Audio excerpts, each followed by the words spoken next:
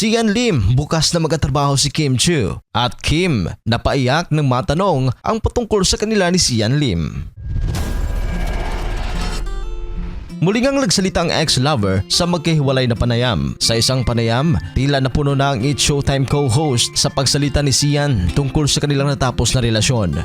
Entering 2024, so talaga, I just want a fresh start, a new beginning, and I don't want to dwell sa past. Halos 6 na buwang hindi nagsalita si Kim tungkol sa hiwalayan nila ni Sian. Ngunit sa pagkakataong ito ay kanyang binasag ang kanyang pananahimik. Parang yung post ko nung December, sabi ko, this will be the last time na pag-uusapan ko. Pero parang ang dami pa rin.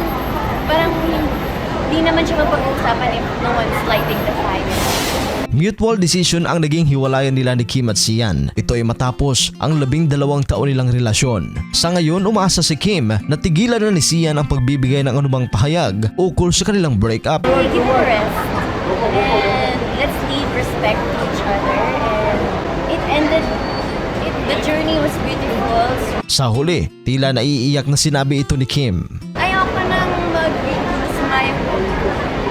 May bago ng girlfriend ngayon si Sian Lim sa katauhan ng movie producer na si Iris Lee. Samantala, wala naman nakikitang problema ang kapuso actor na si Sian Lim sakaling muli silang makatrabaho ng dating girlfriend na si Kim Chiu. Sa panayam sa aktor ay muling natalakay ang issue na paghihiwalay nila ng kapamilya TV host actress matapos ang mahigit 1 dekada nilang relasyon. Ayon pa kay Sian, nagtapos naman sa maayos na paraan ang kanilang relasyon. Aminado siyang labis silang nasaktan sa kanilang hiwalayan.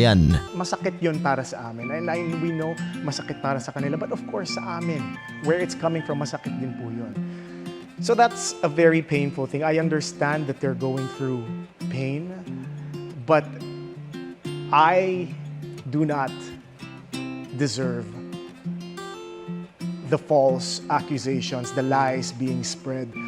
Sige, ako na po yung tirahin nila, but not my family. Okay naman sa aktor kung sakaling mabibigyan sila ng pagkakataon na magkatrabaho ulit. Pero ang tanong, papayag kaya si Kim? Anya, ang mga ibinabato sa kanya ay hindi na makontrol at marami rin ang nagsasabing kaya siya nagsasalita ay dahil mayroon siyang pelikulang ipapalabas. Sinabi rin ni Sian na hindi niya deserve ang mga ibinabatong maling paratang laban sa kanya. Samantala, naikwento rin ng aktor na maging ang mga taong malalapit sa kanya ay apektado na sa hindi matapos-tapos na issue buhat na maghiwalay sila ni Kim. Matatandaang December 2023 nang aminin ni Kim Chiu na hiwalay na sila ni Sian matapos ang 12 taong relasyon.